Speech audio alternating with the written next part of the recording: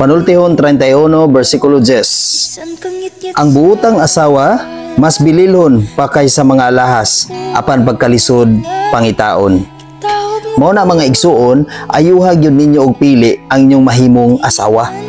Tungod kay ang buotang asawa mas bililhon pa kini kaysa alahas. Munay giingon diri sa Biblia, ang buotang asawa mas bililhon pa kaysa alahas. Muna sa tanang ninyo, ato gyud pasalamatan ang Dios sa kanunay nga gitagaan kita niya og buotang asawa.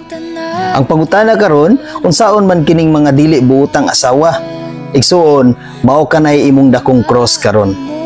Mao na nga muduol ka sa Ginoo aron mahimo siyang buutan. Pinaagi kanimo igsuon mahimo siyang buutan.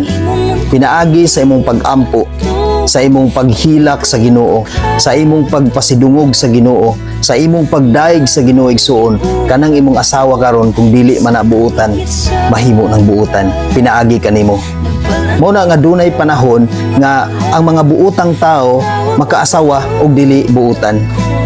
Tungod kay ang gusto ni Lord nga kanang imong asawa karon, ang gusto ni Lord nga kanang imuhang kapartner karon sa kinabuhi, mahimo ng buutan ug mahimo ng sulugoon ug magamit na sa Dios sa iyang pagkinabuhi nining kalibutan.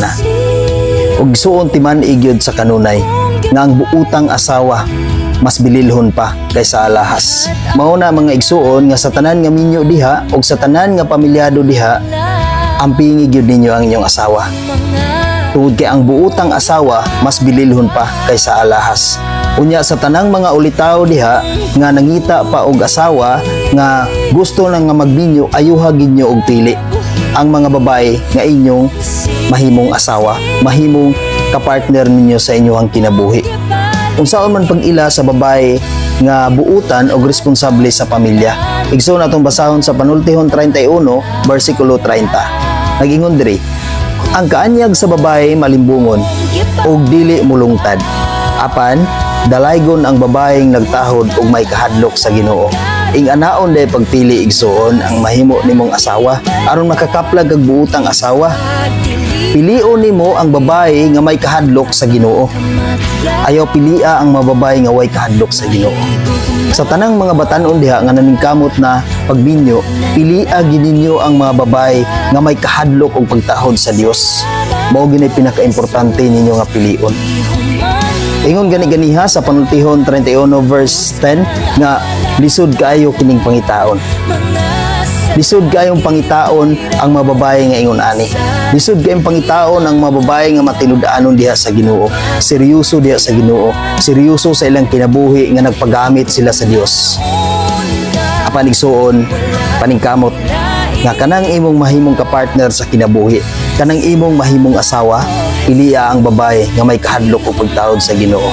Tungod kay kana nga babae igsuon, dili gyud kana bubuhat o makadaot sa iyong pamilya.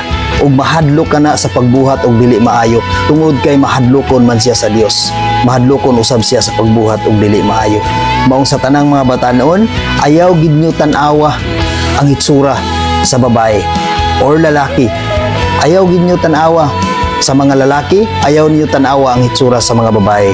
O sa mga babae, ayaw niyo tanawa ang hitsura sa lalaki. Tanawa ninyo ang kasing-kasing sa inyong mahimong kapartner nga matinud-anon o mahadlokon ba siya sa Ginoo.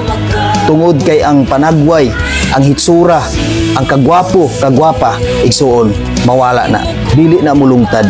Apan, ang imong kapartner nga adunay kahadlok o pagtahod sa Ginoo, mas bililhon pa kaysa alahas.